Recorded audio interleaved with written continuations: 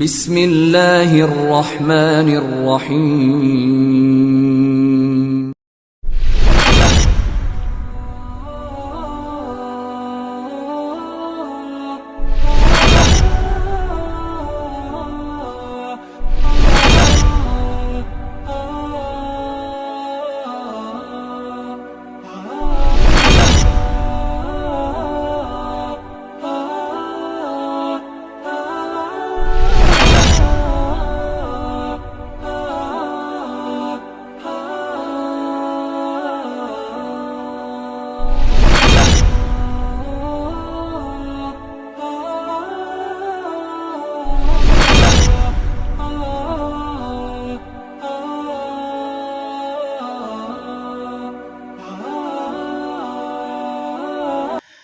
إن الحمد لله نحمده ونستعينه ونستغفره ونؤمن به ونتوكل عليه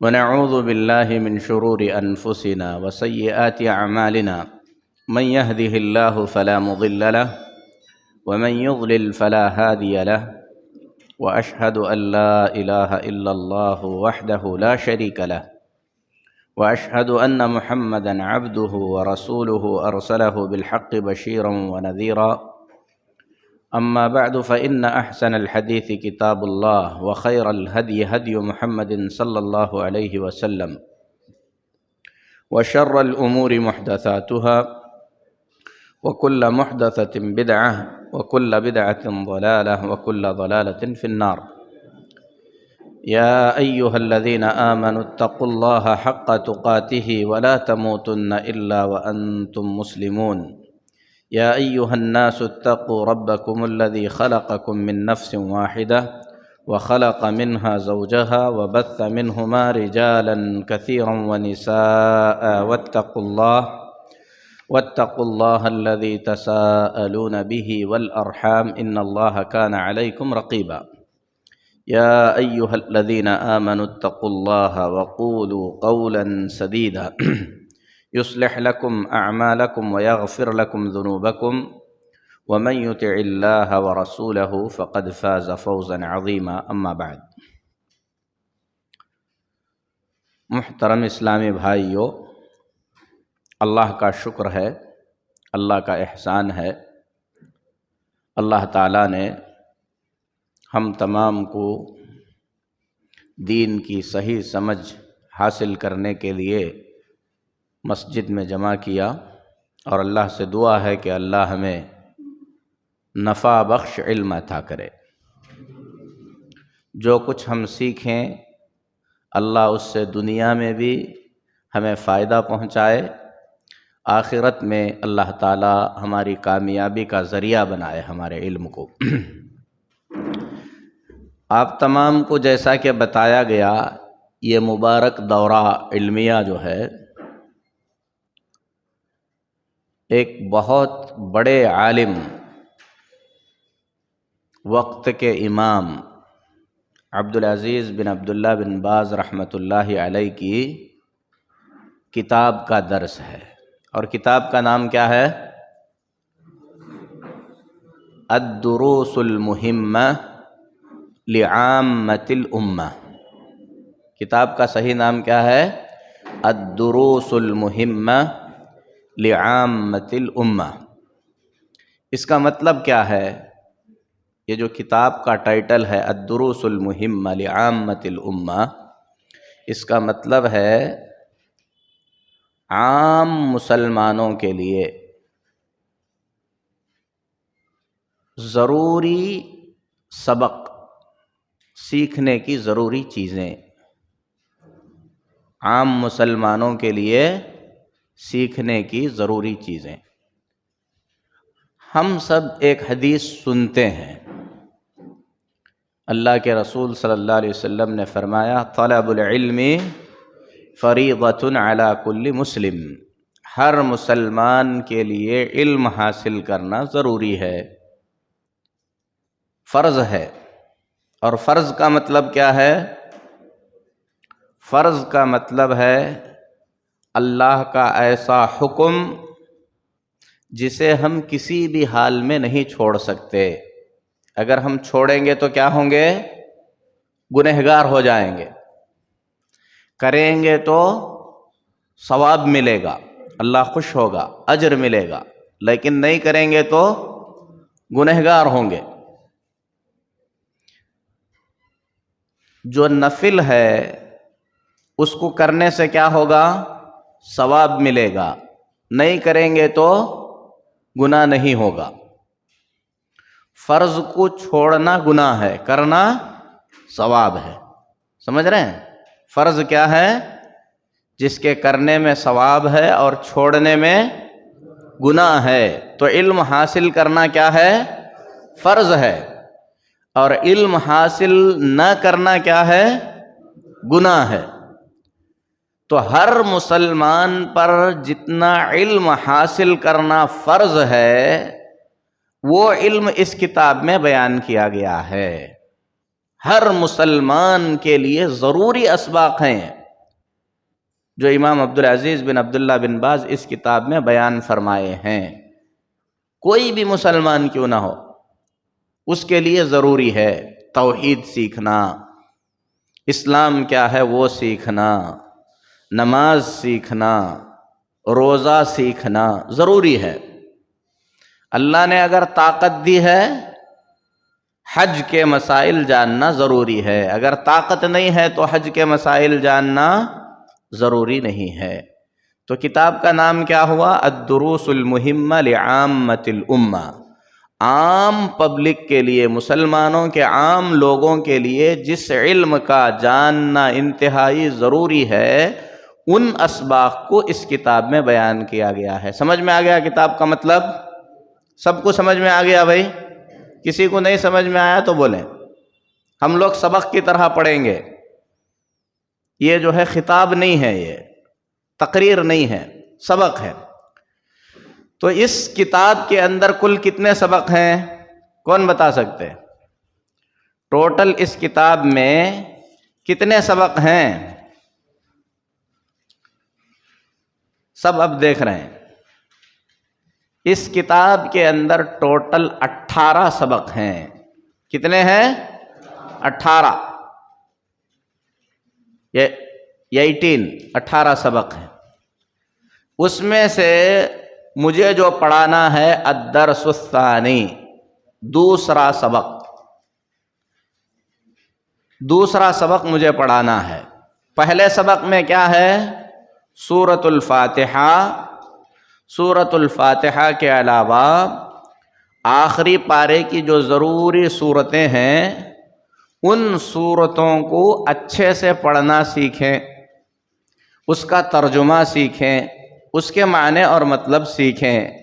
ایک مسلمان ہے تو اتنا تو سیکھنا نا قرآن میں سے، سورہ فاتحہ اور چھوٹی چھوٹی صورتیں، تاکہ جب وہ نماز پڑھ سکے تو اسے معلوم ہو کہ وہ نماز میں کیا پڑھ رہا ہے.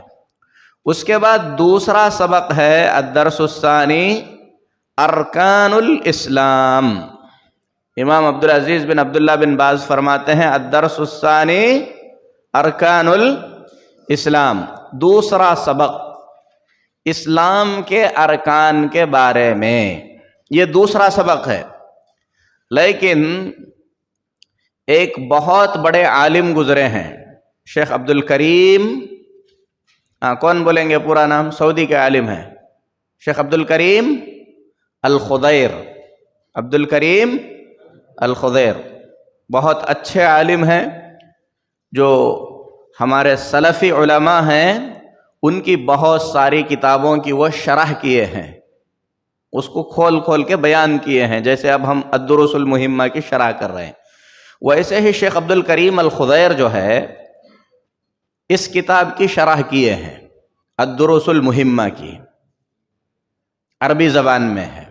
اور میرے سامنے جو کتاب ہے یہ کتاب، یہ شیخ عبد الرزاق البدر حفظہ اللہ، شیخ عبد الرزاق البدر مدینے کے ایک بہت بڑے عالم ہیں، ابھی بھی ہیں، باحیات ہیں. بہت اچھے انداز میں جو سلفی منہج ہے، سلفی مسلک ہے، اسے عربی میں بیان کرتے ہیں. تو شیخ عبد الرزاق البدر کی شرح ہے یہ. اس کتاب کے اندر الدروس المہمہ کی شرح ہے۔ تو شیخ عبد الکریم الخضیر حفظہ اللہ فرماتے ہیں یہ جو الدرس الثانی ہے حقیقت میں یہ پہلا سبق ہونا چاہیے تھا، الدرس الاول یہی ہونا چاہیے تھا۔ کیوں الدرس الاول ہونا چاہیے تھا؟ کیونکہ ایک بندے پر سب سے پہلے جس چیز کا سیکھنا ضروری ہے وہ کیا ہے؟ سب سے پہلی چیز جو ایک بندے کو سیکھنا چاہیے سورہ فاتحہ ہے کہ لا الہ الا اللہ ہے؟ لا الہ الا اللہ ہے۔ تو الدرس الاول میں سورۃ الفاتحہ اور دوسری سورتوں کا بیان ہے، الدرس الثانی کے اندر سب سے پہلی چیز لا الہ الا اللہ ہے۔ لیکن شیخ عبدالعزیز بن عبداللہ بن باز رحمۃ اللہ علیہ اس کو الدرس الثانی میں رکھے، دوسرے سبق میں رکھے۔ کیوں رکھے؟ کیونکہ اس کے ساتھ بہت ساری چیزیں جڑی ہوئی ہیں، کنٹینیوز ہیں اس میں۔ توحید کے بعد نماز ہے، نماز کے بعد روزہ ہے، روزے کے بعد زکوٰۃ ہے، اس کے بعد ارکان اسلام ایمان ہے، اس کے بعد احسان ہے، اس لیے بعد میں رکھے ہیں۔ ورنہ حقیقت میں ایک مکلف پر، مکلف کا مطلب کیا ہے؟ یعنی ایک ایسا شخص جس کو اللہ تعالیٰ جو ہے نا قیامت کے دن پوچھنے والا ہے، جنات اور انسانوں پر سب سے پہلی چیز جس کا سیکھنا واجب ہے وہ کیا ہے؟ لا الہ الا اللہ، کلمہ توحید۔ توحید سب سے پہلا واجب ہے۔ اسی لیے شیخ عبد الکریم الخضیر فرماتے ہیں کان ینبغی ان یکون ھذا الدرس هو الدرس الاول، ہونا تو یہ چاہیے تھا کہ یہ جو دوسرا سبق ہے یہ کیا ہونا چاہیے تھا؟ پہلا سبق ہونا چاہیے تھا۔ لیکن شیخ نے اسے دوسرے نمبر پر اس لیے رکھا کیونکہ اس کے بعد اس سے ریلیٹڈ بہت ساری چیزیں آنے والی ہیں۔ کیوں ہونا چاہیے تھا؟ کیونکہ لا الہ الا اللہ اول واجب علی المکلف، ایک انسان پر سب سے پہلی چیز جس کا سیکھنا ضروری ہے وہ کیا ہے؟ لا الہ الا اللہ ہے۔ سورہ فاتحہ سے بھی پہلے لا الہ الا اللہ ہے۔ اور یہ اصول ہم کو سمجھنا ہے، اس کو آپ اپنے حساب سے لکھ لو۔ اول واجب علی المکلف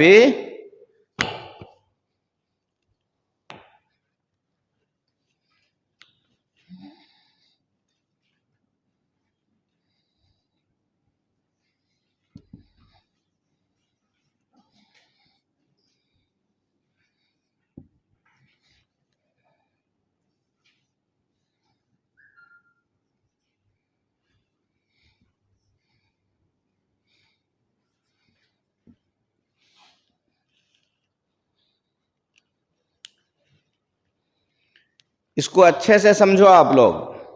اول واجب علی المکلف کیا ہے؟ لا الہ الا اللہ ہے۔ یہ اہل سنت والجماعت کے اصول میں سے ہے۔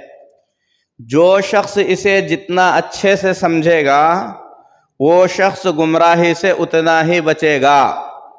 سمجھ آ رہی بات؟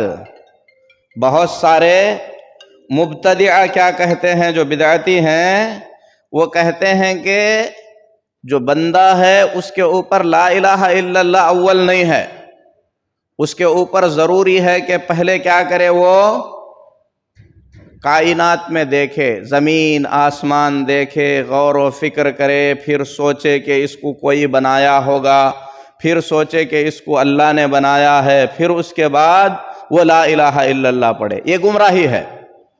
جبکہ بندے پر سب سے اول واجب کیا ہے؟ لا الہ الا اللہ ہے۔ اس کی دلیل کیا ہے؟ اللہ کے نبی صلی اللہ علیہ وسلم نے جب حضرت معاذ کو یمن کی طرف بھیجا تو کیا کہا؟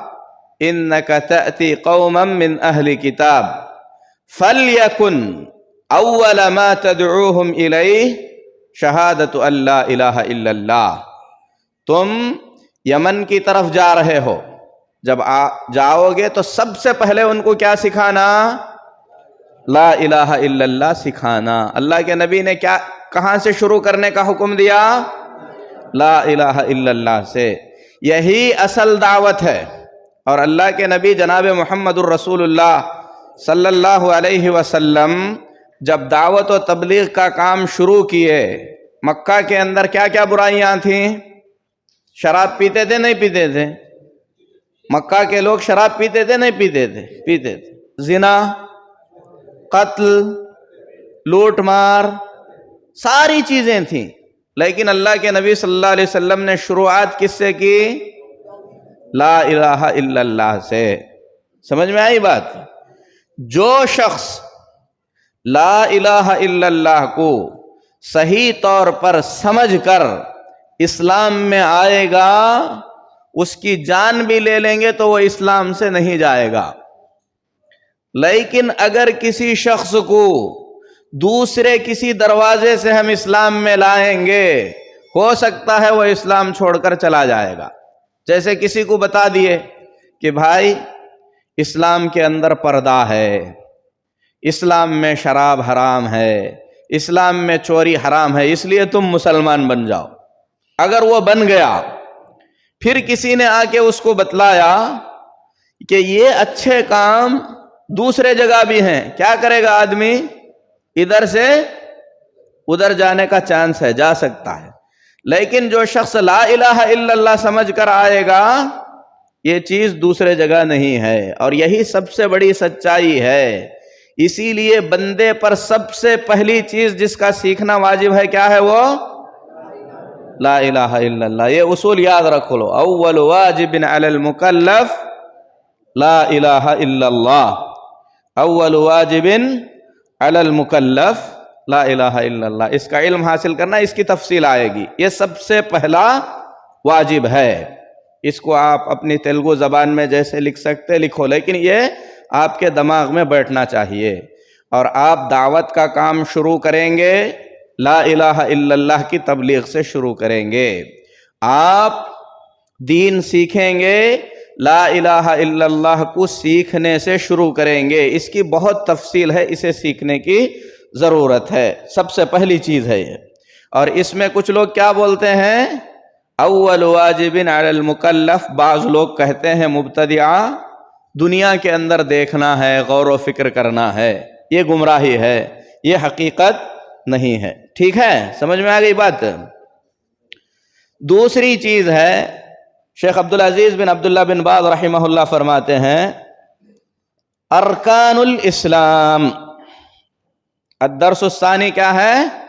ارکان الاسلام۔ ارکان کا معنی کیا ہے؟ سب سے پہلے ہم یہ سمجھیں گے ارکان کا معنی۔ ہاں، کوئی بتائیں گے؟ مرحلے، ہاں، بیس، کنڈیشنز۔ ارکان کا مطلب ہے پلرز۔ کسی بھی چیز کا جو سب سے مضبوط حصہ ہے، کسی بھی چیز کا جو سب سے مضبوط حصہ ہے، وہ اس کا رکن ہے، اس کے ارکان ہیں۔ سمجھ میں آئی بات؟ جیسے ایک جھاڑ ہے، جھاڑ کا مضبوط حصہ کیا ہے؟ اس کا تنا اور اس کی جڑیں ہیں، یہ اس کا رکن ہے، اس کے ارکان ہیں۔ اس بلڈنگ کا مضبوط حصہ کیا ہے؟ پلر ہیں۔ اگر پلر نہیں ہے، ویسے ہی گھر بنا ہوا ہے، اس کا مضبوط حصہ کیا ہے؟ دیوار ہے۔ سمجھ میں آیا؟ تو کسی بھی چیز کا جو سب سے مضبوط حصہ ہے، اس کو کیا کہتے ہیں؟ رکن کہتے ہیں۔ رکن، ایک رکن، اگر ایک سے زیادہ ہو تو وہ کیا ہے؟ ارکان۔ ارکان الاسلام کا مطلب کیا ہوا؟ اسلام کی سب سے مضبوط چیزیں، اسلام کی سب سے مضبوط چیزیں، اسلام کے پلرز، جس کے اوپر اسلام کھڑا ہے۔ تو ارکان سے ہی سمجھ میں آ رہا ہے کہ اسلام کی جو مضبوط چیزیں ہیں وہ ایک نہیں ہیں، ایک سے زیادہ ہیں، اسی لیے ارکان کہا اس کو۔ اگر ایک رہتا تو کیا بولتے؟ رکن بولتے۔ تو ارکان الاسلام، اسلام کے ارکان۔ ارکان سمجھ میں آ گئی بات؟ اسلام کا مطلب کیا ہے؟ اسلام کا مطلب اسلام کا مطلب ہے عربی میں الاستسلام للہ بالتوحید. کیا ہے؟ الاستسلام. سمجھ میں آ رہی ہیں باتیں آپ لوگوں کو؟ ہیوی ہو رہا ہے؟ سمجھ میں آ رہی ہیں تو بورڈ، نہیں تو ڈائریکٹ ایسے ہی بولیں گے. ہاں،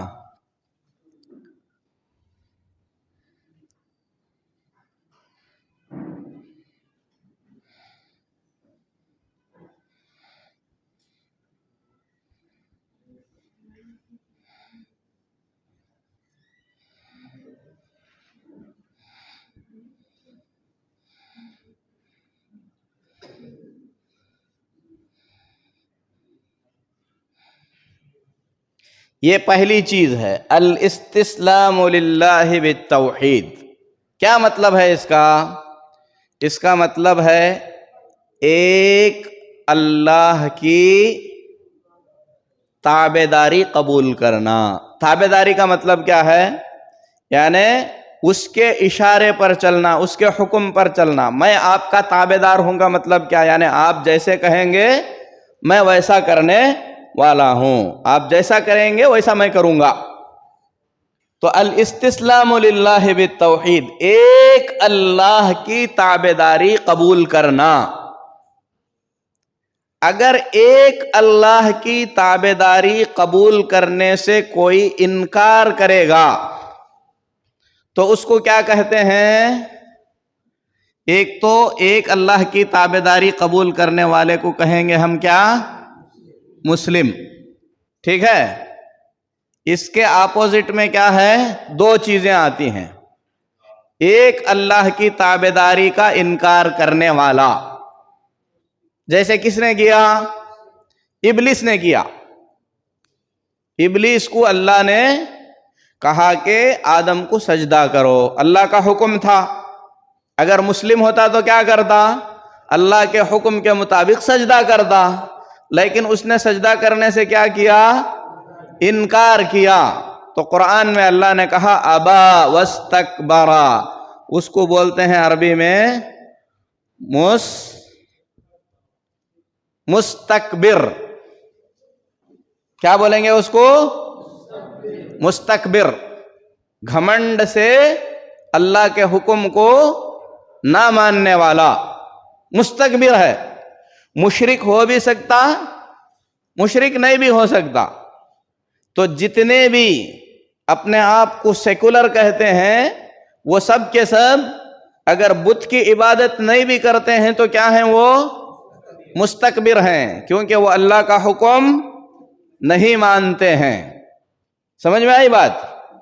اللہ کے حکم کو ماننے کے ساتھ ساتھ اللہ کا حکم جس طریقے سے ماننا چاہیے اسی طریقے سے اتنا ہی درجہ دے کر کسی اور کا حکم بھی ماننے والا کیا ہے؟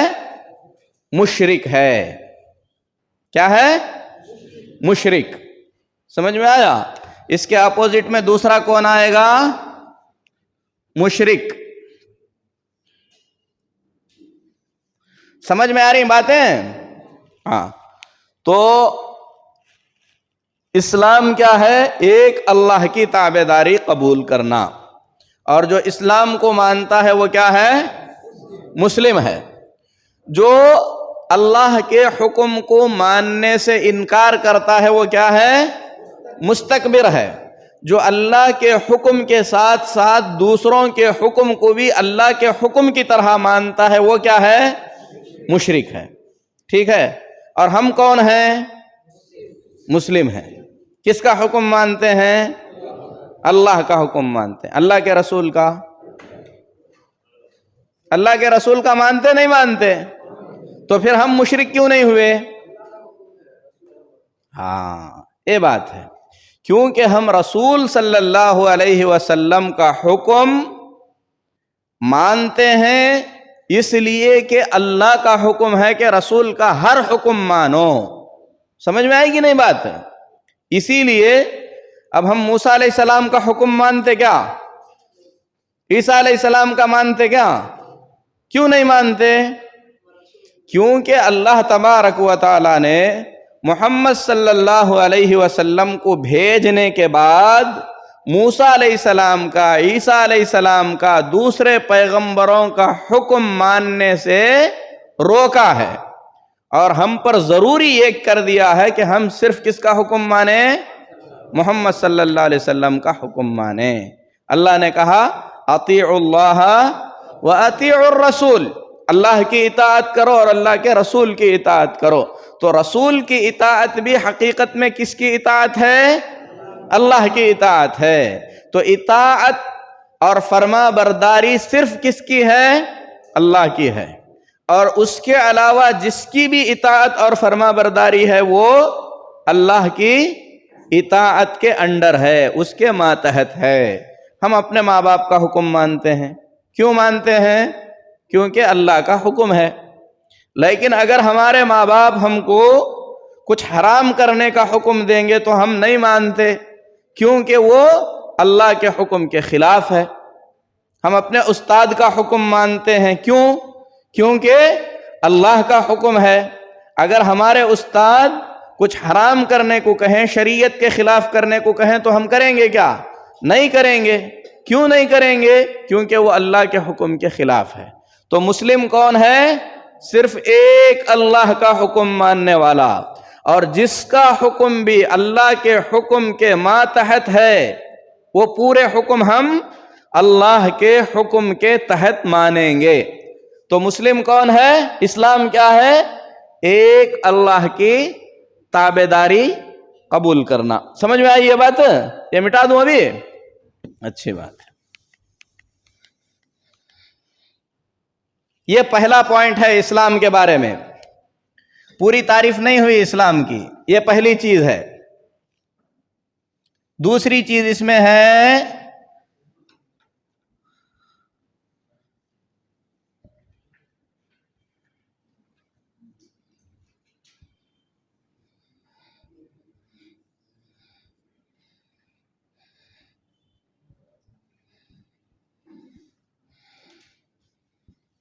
کون پڑھیں گے اس کو؟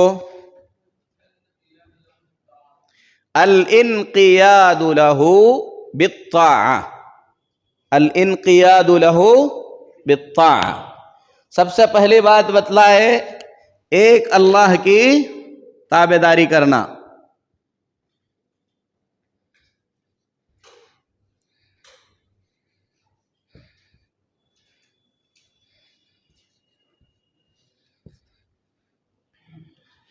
یعنی ایک اللہ کا حکم ماننا۔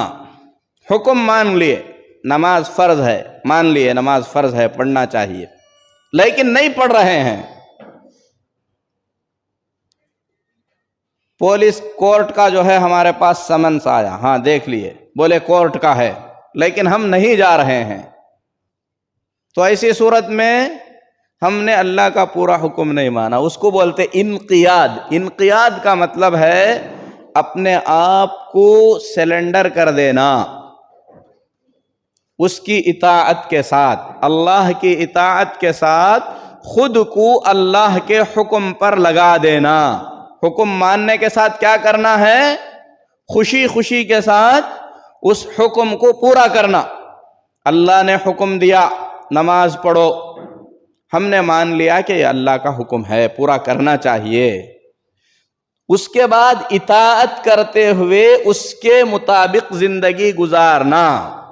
ہاں، ایک اللہ کی تابعداری کرنا، اس کی اطاعت کے ساتھ حکم بجا لانا۔ یعنی جو بھی اللہ کا حکم ہے اسے مان کر اسے پورا کرنا، یہ دوسرا پارٹ ہے اسلام کا۔ اس کے بعد تیسرا بھی ایک پارٹ ہے،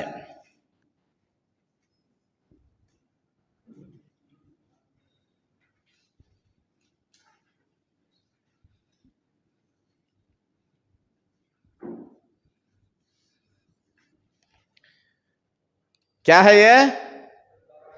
البراءۃ من الشرک و اہلہ۔ اگر یہ تین چیزیں مکمل ہوں گی تو اسلام مکمل ہوگا. اس کا کیا مطلب ہے؟ شرک سے اور شرک کرنے والوں سے براءت کا اظہار کرنا. شرک سے اور شرک کرنے والوں سے براءت. براءت کا مطلب کیا ہے؟ یعنی ہمارا ان سے کوئی تعلق نہیں ہے، ہم اس چیز کو قبول نہیں کرتے، ہم اس کو غلط سمجھتے ہیں، ہمارا اس سے کوئی کنیکشن نہیں ہے. اس طریقے کا کھل کر واضح کرنا. شرک اور شرک کرنے والوں سے براءت کا اظہار کرنا. براءت کا مطلب یعنی میرا آپ سے کوئی لینا دینا نہیں ہے، آپ وہ جو کر رہے ہیں شرک کا کام، اس کام سے میں بری ہوں، میرا تعلق نہیں ہے، میں اس کو سپورٹ نہیں کرتا، میں اس کو صحیح نہیں سمجھتا. سمجھ میں آئی بات ہے؟ شرک اور شرک کرنے والوں سے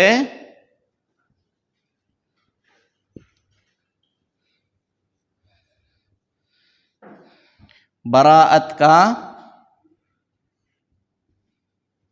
اظہار کرنا.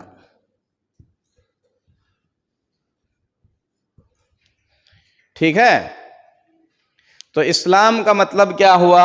ایک اللہ کا حکم ماننا، اللہ کی اطاعت کرتے ہوئے اس کا حکم پورا کرنا، شرک اور شرک کرنے والوں سے براءت کا اظہار کرنا. جو شخص ان تینوں چیزوں کو کرتا ہے وہ مسلم ہے، اور اسلام اسی کا نام ہے. یہ جو قاعدہ ہے، ایک اللہ کی تابعداری کرتے ہوئے شرک اور مشرکین کی براءت کا اظہار کرنے سے آدمی اسلام میں آتا ہے. اور اس اسلام کی بنیادیں کتنی ہیں؟ 5 ہیں. سمجھ میں آیا؟ ارکان الاسلام کا مطلب اب سمجھ میں آیا آپ لوگوں کو؟ ارکان کا معنی کیا ہے؟ کسی بھی چیز کا سب سے مضبوط حصہ. تو اسلام کا جو مضبوط حصہ ہے، یعنی اس اسلام کا، اللہ کا حکم ماننے کا نام ہی اسلام ہے، اس کی جو پلرز ہیں وہ کتنے ہیں بھائی؟ 5 ہیں. ٹھیک ہے؟ تو ہم ایک ایک کر کے سب کے بارے میں بیان کریں گے.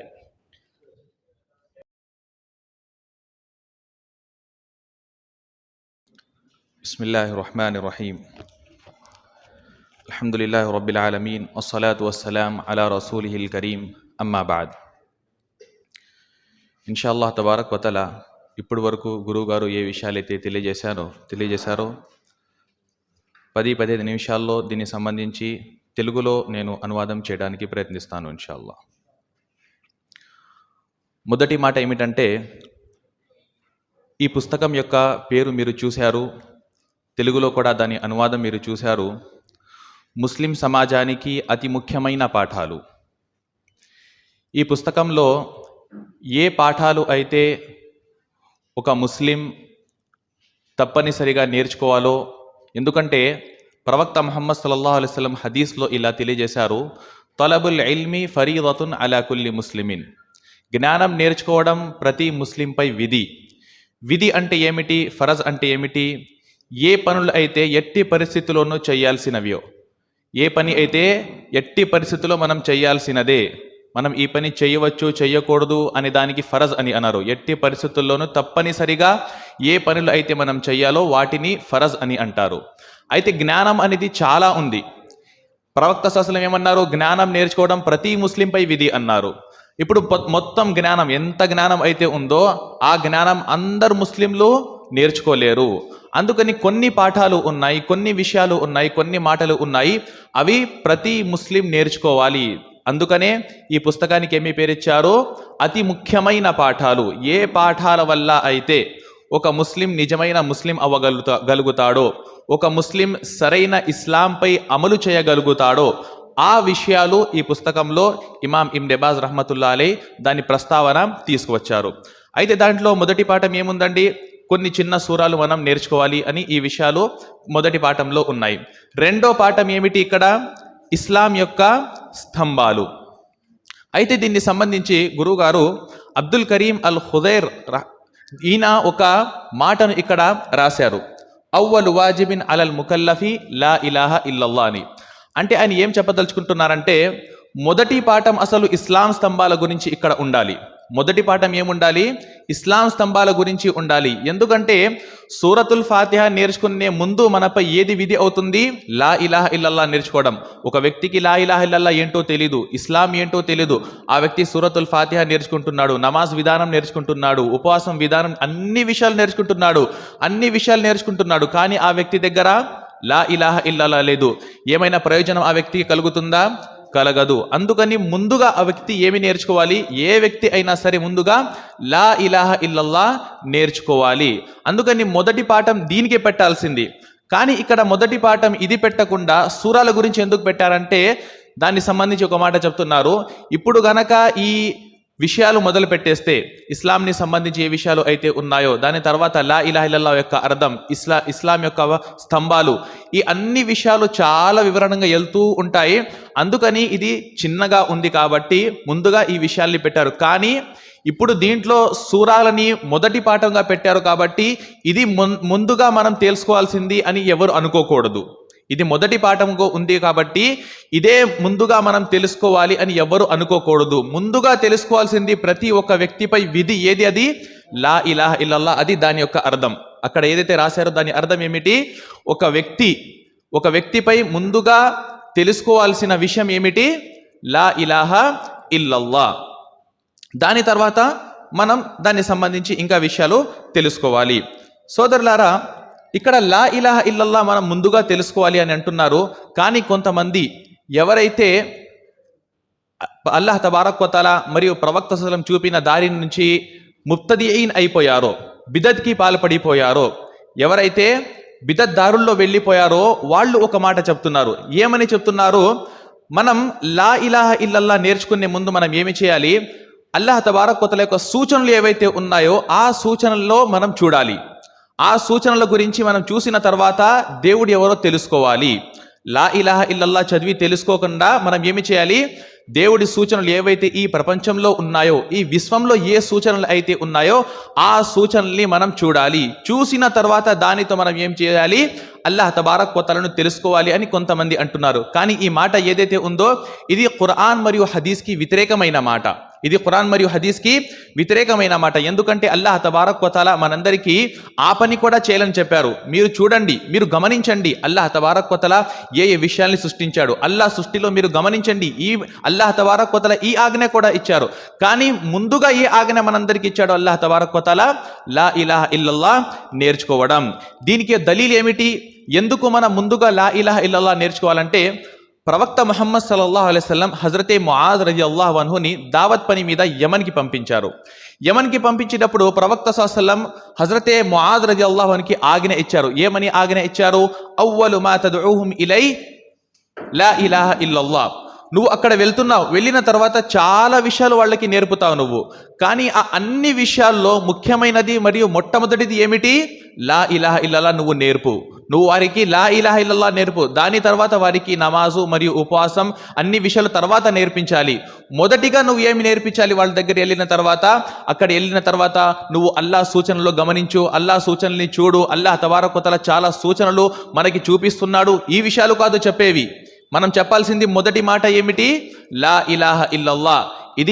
దీని అర్థం ఏమిటి? దీంట్లో ఏ విషయాలు ఉన్నాయి? తౌహీద్ ముందుగా నేర్పించాలి అని ప్రవక్త సల్లల్లాహు అలైహి వసల్లం ఆజ్ఞ ఇచ్చారు. కాబట్టి అందుకని మొట్టమొదటిది మనం నేర్చుకోవాల్సింది ఏమిటిది? లా ఇలాహ ఇల్లల్లాహ్. మరియు లా ఇలాహ ఇల్లల్లాహ్ మనం ముందుగా ఎందుకు నేర్చుకోవాలంటే దానికి ఇంకో కారణం కూడా ఇక్కడ తెలియజేశారు. అది ఏమిటంటే ఒక వ్యక్తి ఇస్లాంలోకి వస్తాడు.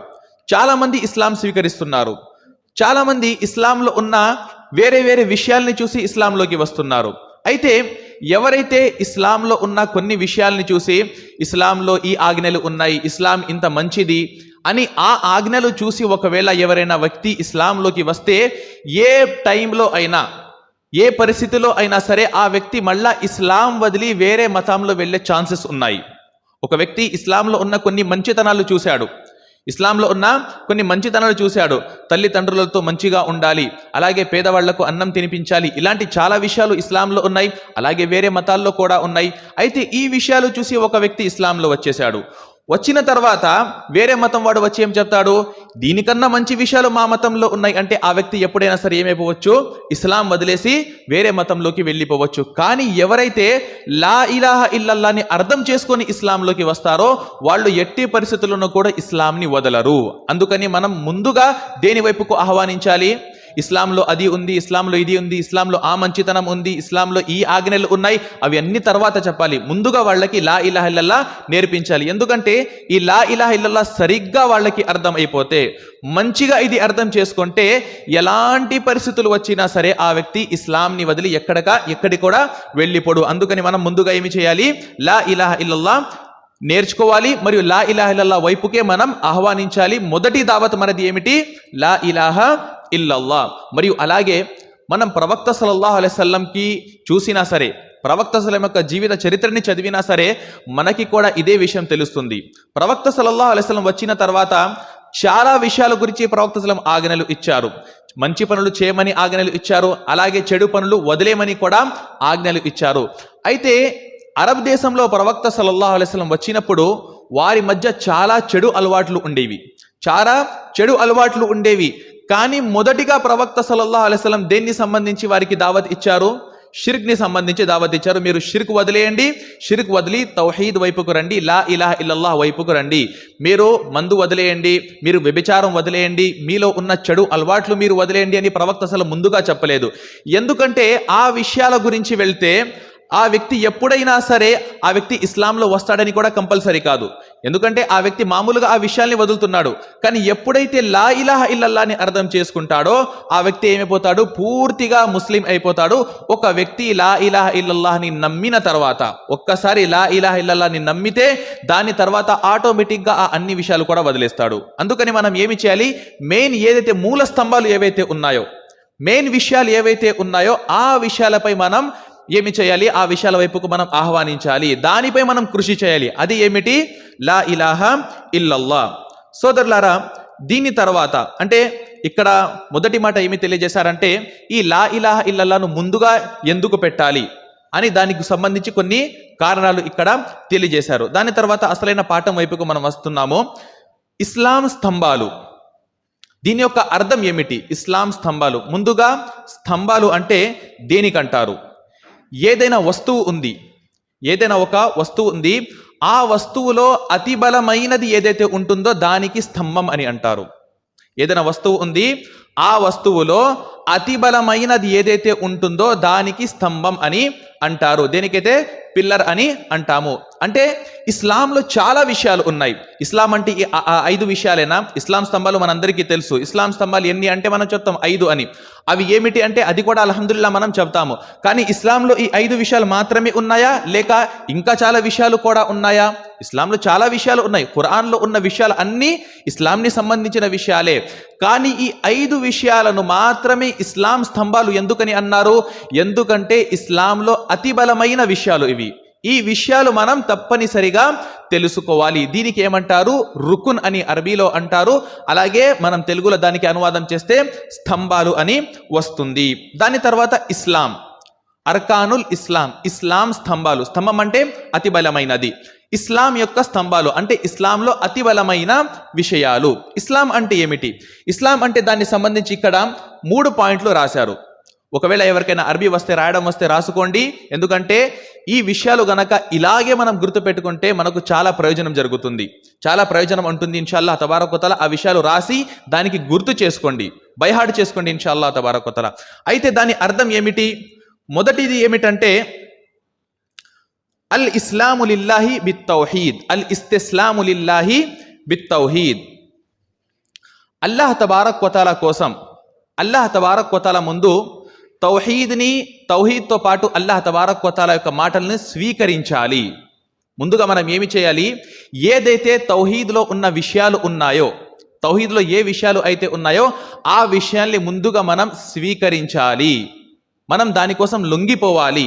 ఈ మాట అల్లాహ్ తబారక వ తఆలా తరపు నుంచి వచ్చింది, అవును నేను స్వీకరిస్తున్నాను. ఈ మాట అల్లాహ్ తబారక వ తఆలా తరపు నుంచి వచ్చింది కాబట్టి నేను ఈ మాటని ఏం చేస్తున్నాను, స్వీకరిస్తున్నాను. మరియు ఎవరైతే అల్లాహ్ తబారక వ తఆలా యొక్క మాటల్ని స్వీకరించారో, ఎవరైతే అల్లాహ్ తబారక వ తఆలా యొక్క మాటల్ని స్వీకరిస్తారో వారు ఏమైపోతారండి, ముస్లింలు అయిపోతారు. వారికి ఏమంటారు? ముస్లిం అని అంటారు. ముస్లింకి ఆపోజిట్గా ఎవరెవరు ఉన్నారు? ఇక్కడ ఇద్దరు గురించి రాశారు, చెరిపేశారు. ఇద్దరు గురించి రాశారు. ముస్లింకి వ్యతిరేకంగా ఒకటి ముస్తక్బిర్ వస్తాడు. అలాగే ఇంకో వ్యక్తి ఎవరు? ముష్రిక్. ముస్తక్బిర్కి ముష్రిక్కి కొంచెం తేడా ఉంది. ముస్తక్బిర్ అంటే ఎవరు?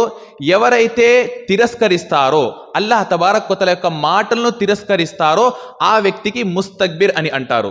ఆ వ్యక్తి అల్లాహ్ తబారక్ వ తఆలా యొక్క మాటల్ని తిరస్కరిస్తున్నాడు. వేరే వాళ్ళ మాట వింటున్నాడా లేదా అనేది విషయం ఇక్కడ కాదు. అల్లాహ్ మాట వస్తే తిరస్కరిస్తున్నాడు. అబా వస్తక్బారా, తిరస్కరిస్తాడు మరియు అహంకారానికి గురి అయ్యాడు. ఎవరు? శైతాన్. అహంకారంతో తిరస్కరించేవాడు ఒకటి ముస్తక్బిర్ వారికి అంటారు. ఈ వ్యక్తి ముస్లిం ఎప్పటికీ కాలేడు, ఎందుకంటే అల్లాహ్ తబారక్ వ తఆలా యొక్క మాటల్ని తిరస్కరించాడు. ఇంకో వ్యక్తి ఎవరు? ముస్లింకి ఆపోజిట్ గా వచ్చేవాడు ముష్రిక్. ఎవరైతే అల్లాహ్ని వదిలేసి అల్లాహ్కి ఏ స్థాయి అయితే ఇవ్వాలో ఆ స్థాయి వేరే వాళ్ళకి ఇస్తున్నాడు. ముస్తక్బిర్ అనేవాడు వేరే వాళ్ళకి ఆ స్థాయి ఇవ్వడు, కానీ అల్లాహ్ మాటని ఏం చేస్తున్నాడు? తిరస్కరిస్తున్నాడు. ముష్రిక్ అనేవాడు ఏం చేస్తున్నాడు? అల్లాహ్ని తిరస్కరిస్తున్నాడు మరియు దానితో పాటు అల్లాహ్కు ఇచ్చే స్థాయిని వేరే వాళ్ళకి ఇస్తున్నాడు. అల్లాహ్కు ఎలా అయితే విధేయత చూపించాలో ఆ విధేయత వేరే వారి కోసం చూపిస్తున్నాడు. అల్లాహ్ తబారక్ వ తఆలాకు చేసే ప్రార్థనలు అల్లాహ్ని వదిలేసి వేరే వారి కోసం చేస్తున్నాడు. ఇది కొంచెం తేడా ఉంది ముస్తక్బిర్ మరియు ముష్రిక్ మధ్యన. అయితే ఎవరైతే ముస్లిం ఉంటాడో ఆ వ్యక్తి తిరస్కరించాడు మరియు అల్లాహ్ తబారక్ వ తఆలాతో పాటు ఇతరులను కూడా భాగస్వాములుగా చేసుకోడు. ఈ రెండు విషయాలు కూడా ఉండాలి. ఈ రెండు విషయాలతో దూరంగా ఉంటేనే, తిరస్కరణతో కూడా మనం దూరంగా ఉన్నాము, అలాగే అల్లాహ్తో పాటు ఇంకా ఎవరికి భాగస్వాములుగా చేయట్లేదు, అప్పుడే మనం ముస్లిం అవుతాము. దాని తర్వాత రెండో పాయింట్ ఏమిటి? అల్ ఇన్కియాదు లహు బిత్తా. మనం అంగీకరించాము, అల్లాహ్ తబారక్ వ తఆలా యొక్క మాట వచ్చింది, సరే నేను అంగీకరిస్తున్నాను, కానీ దాని తర్వాత ఏమి చేయాలి? దానిపై అమలు కూడా చేయాలి, దానికి విధేయత కూడా చూపించాలి. విధేయత చూపించట్లేదు, ఓన్లీ ఏం చేస్తున్నాడు?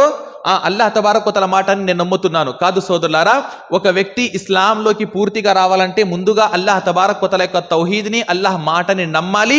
నమ్మిన తర్వాత దానికి విధేయత కూడా చూపించాలి, అంటే దానిపై అమలు కూడా చేయాలి. ఎప్పటివరకైతే మనం దానిపై అమలు చేయమో మనం సరైన ముస్లింలు కాజాలము. దాని తర్వాత మూడోది ఏమిటి? అల్ బరాఅతు మినష్ షిర్కి వ అహ్లిహి. షిర్క్ పనులు ఏవైతే ఉన్నాయో మరియు షిర్క్ చేసేవారు ఎవరైతే ఉన్నారో వాళ్లతో మాకు ఎలాంటి సంబంధం లేదు అని మనం చెప్పాలి. ఎవరైతే ఏ షిర్క్ పనులు ఏవైతే ఉన్నాయో మరియు షిర్క్ చేసేవారు ఎవరైతే ఉన్నారో వాళ్లకు మనకు ఎలాంటి సంబంధం ఉండకూడదు, వాళ్లతో మనం ఎలాంటి సంబంధాలు పెట్టుకోకూడదు. ఎప్పుడు వరకైతే ఈ మూడు మాటలు మనలో రావో అప్పుడు వరకు ఒక వ్యక్తి నిజమైన ముస్లిం కాలేడు. ఇస్లాం అంటే ఈ మూడు విషయాలు ఉండాలి, ఇస్లాం అంటే ఈ మూడు పాయింట్లు ఉండాలి. ఇంతవరకు అల్హమ్దులిల్లాహ్ మన క్లాస్ జరిగింది. నెక్స్ట్ దానికి సంబంధించి ఇంకా ఏ విషయాలు అయితే ఉన్నాయో మనం నెక్స్ట్ క్లాస్లో ఇన్షాఅల్లాహ్ తబారక్ వ తఆలా తెలుసుకుందాము.